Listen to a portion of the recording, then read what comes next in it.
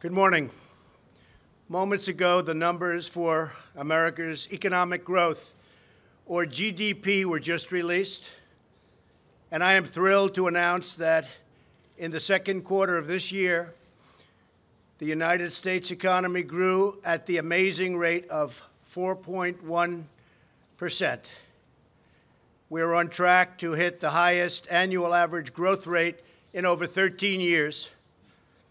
And I will say this right now, and I'll say it strongly, as the trade deals come in one by one, we're going to go a lot higher than these numbers, and these are great numbers. During each of the two previous administrations, we averaged just over 1.8% GDP growth. By contrast, we are now on track to hit an average GDP annual growth of over 3%, and it could be substantially over 3%. Each point, by the way, means approximately $3 trillion and 10 million jobs. Think of that. Each point, you go up 1 point. It doesn't sound like much. It's a lot. It's $3 trillion, and it's 10 million jobs. If economic growth continues at this pace, the United States economy will double in size more than 10 years faster than it would have under either President Bush or President Obama. Perhaps one of the biggest wins in the report, and it is indeed a big one, is that the trade deficit, very dear to my heart because we've been ripped off by the world, has dropped by more than $50 billion. $52 billion to be exact. It's dropped by more than 50. Think of that. The trade deficit has dropped by more than $50 billion. And that's added and adding 1 point to GDP. That's a tremendous drop. We haven't had a drop like that in a long time. You have to go back a long time before you find it. By increasing growth to 3% over the next 10 years, that would mean 12 million new American jobs and $10 trillion of new American wealth, at least. And that's not including the fact that since I was elected, we've created approximately $7 trillion of new wealth. The year before I came into office, private business investment grew at only 1.8%. Last year, it jumped to 6.3%. That was my first full year. We had to do a lot of things to get it to grow. And this year, it's growing at 9.4%. So that's a very tremendous increase. There hasn't been an increase like that in many, many years, decades. And I think the most important thing, and Larry Kudlow just confirmed to me, along with Kevin Hassert, that these numbers are very, very sustainable. This isn't a one-time shot.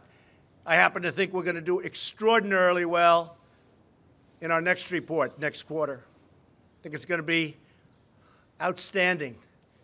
I won't go too strong because then if it's not quite as good, you'll not let me forget it.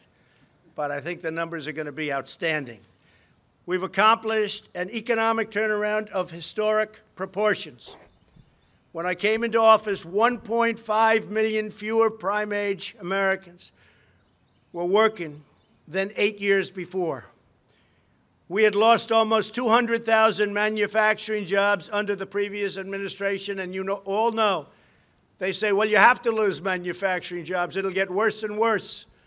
Manufacturing jobs are obsolete. No, they're not obsolete. They're the greatest jobs we have.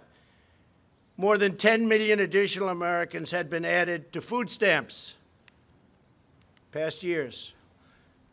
But we've turned it all around. Once again, we are the economic envy of the entire world. When I meet the leaders of countries, the first thing they say invariably is, Mr. President, so nice to meet you. Congratulations on your economy. You're leading the entire world. They say it almost each and every time. America is being respected again, and America is winning again because we are finally putting America first. Everywhere we look, we are seeing the effects of the American economic miracle. We have added 3.7 million new jobs since the election. a number that is unthinkable if you go back to the campaign. Nobody would have said it. Nobody would have even, in an optimistic way, projected it. We are in the midst of the longest positive job growth streak in history. New unemployment claims have recently achieved their lowest level in almost half a century. The African American unemployment rate has achieved the lowest level in recorded history. African American unemployment is the best it's ever been in the history of our country. The Hispanic unemployment rate has reached the lowest level, likewise, in history. The Asian unemployment rate has recently reached the lowest level, again, likewise, in history. Women unemployment rate recently reached the lowest level in 65 years, and soon that will be in history. Give it another 2 or 3 weeks. Veterans unemployment is at its lowest level in 18 years, and that number is rapidly going up, on top of which we just received and won from Congress choice, where veterans can go out and see a doctor if they can't get service, the service that they deserve. Unemployment for disabled Americans has hit a record low, lowest in history.